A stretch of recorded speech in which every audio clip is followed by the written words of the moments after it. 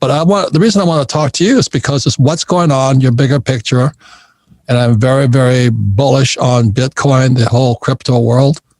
But in the meantime, the problem, most people are going to get screwed.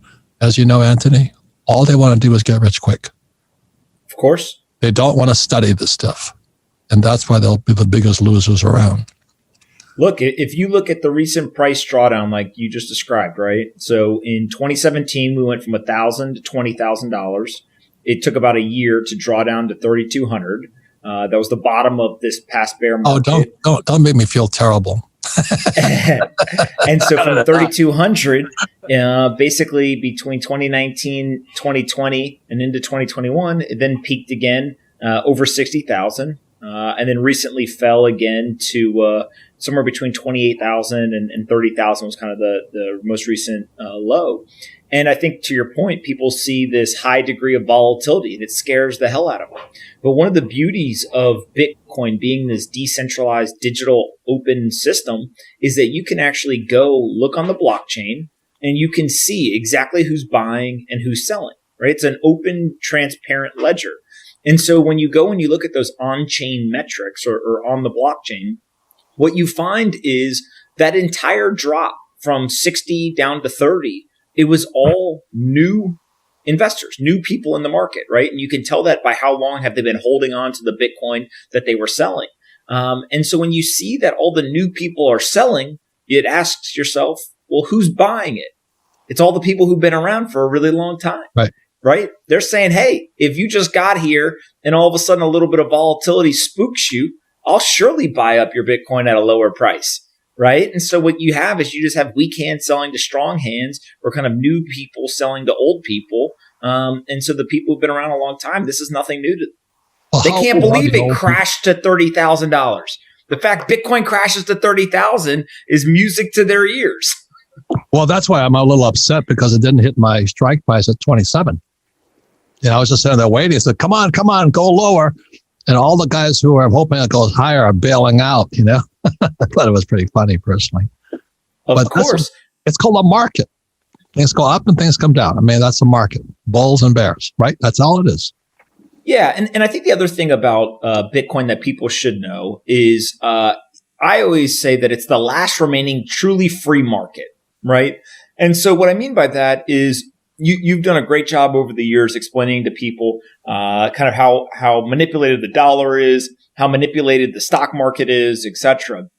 But it's not just the macro manipulation, right? It's not just interest rates. It's not just quantitative easing.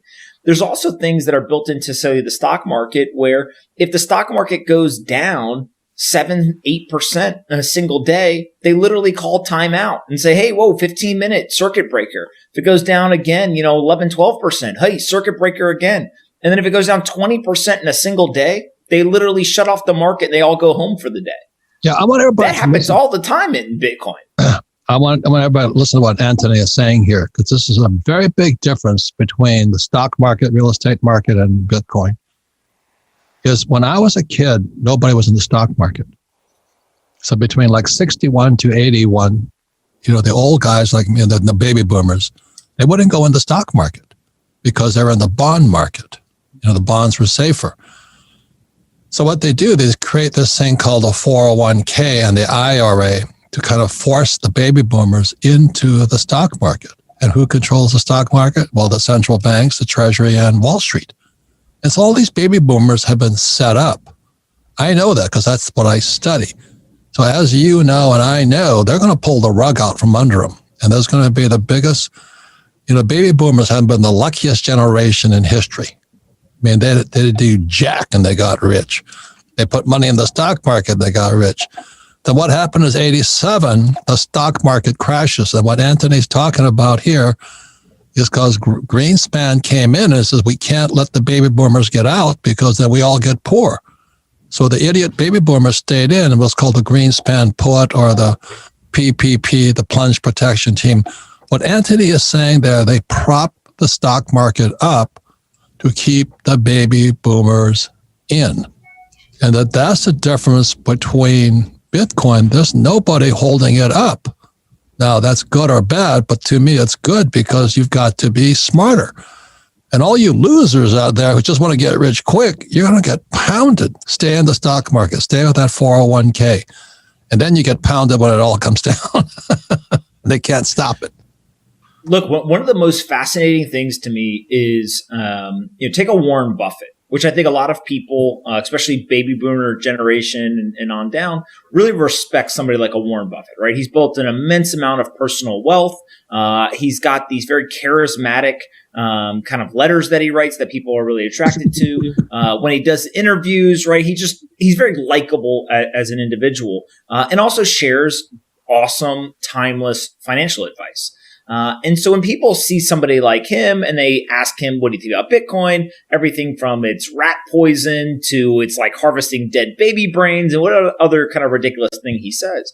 But actually what you find is if you can separate kind of his personal beliefs on Bitcoin from the timeless financial principles that he's preached now for decades, what you find is the people in Bitcoin who follow those same timeless principles, dollar cost averaging, long-term holding and not trying to day trade or sell, right? Trying to find something that has a macro tailwind or an industry type bet to it. All of those principles apply here. Hey, and actually the people who are doing the best are benefiting. As Buffett says, buy low. Buy low is really good advice. Buy low and hang on forever. He says, when do you sell? He never sells. I own Bitcoin. I'm never selling. I own real estate. I never sell. I own businesses. I never sell, because if you sell, you have a tax consequence.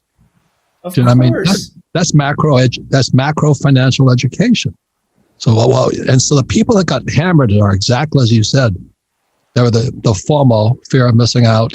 They jump in, thing goes up, and we get rich.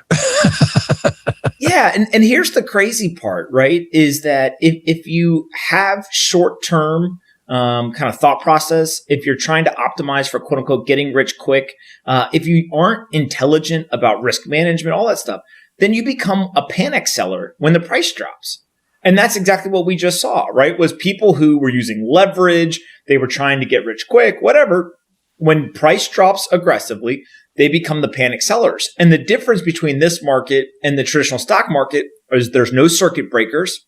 There is no hours of operations. There's no Friday at 4 p.m. Everyone goes home and we'll come back to play the game on Monday, right? It's 24/7, 365.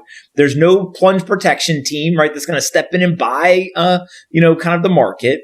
And so what you get is you get high degrees of volatility. But I always joke, the people who are yelling and screaming about the volatility, right? Usually the anti-Bitcoin crowd, they never seem to bring up the volatility on days like today when Bitcoin's up 16% in the last 24 hours. That's bad news. They only bring up volatility when the price goes down, right? But we have to remember, volatility works both ways. It works on the way up and it works on the way down. Volatility is only bad when it goes against you. So if you're short and the price goes up, that's bad news. If you're long and the price goes down, that's bad news. But I think that ultimately what we're seeing is that Bitcoiners, especially the ones who have really spent the time learning about this, they want the price to go down, right? So they can buy more of it. Well, it's no difference. Like when I was living in Portland, the Arizona real estate market crashed. And people are moving out. And like, I would never back, I used to live in California, but the reason I never moved there again is taxes, because they tax worldwide income. So I'd never moved to Arizona. If you are, let's say, a school teacher in California, it doesn't affect you. But if you're a global entrepreneur, California affects you. And that's why it's called macro financial education. And most guys are just peeing in the ocean, trying to figure out how to get rich quick. So, I'm very, very optimistic about Bitcoin, because of the blockchain technology, the lack of manipulation. But I think the most important is the same reason I own gold and silver. Can't mess with it. I don't own gold and silver ETFs. You know why? Because there's no gold and silver there. Yep. Yeah, I think the big thing about what we're seeing in these markets is everyone always talks about there's some new technology, there's some new coin, there's some new thing that is more innovative, is faster, is cheaper, is whatever. And they want to have a technological argument. But what you just described is Bitcoin's core value proposition. It is decentralized. It's outside the system and nobody controls it. Nobody can create more of it. And that is the number one value proposition that I think people are seeking right now, is they are watching central banks around the world print trillions of dollars. They're watching authoritarian regimes around the world become more and more overreaching, increase financial surveillance, and kind of just do bad things. And what they're looking for is they're looking for an asset that isn't even so much about, quote unquote, getting rich. It's actually about protecting the wealth that you already have. It's how do I prevent my wealth from being degraded away by central banks printing all that money, or from authoritarian regimes trying to actually confiscate it from you. And Bitcoin is the ultimate solution. Correct.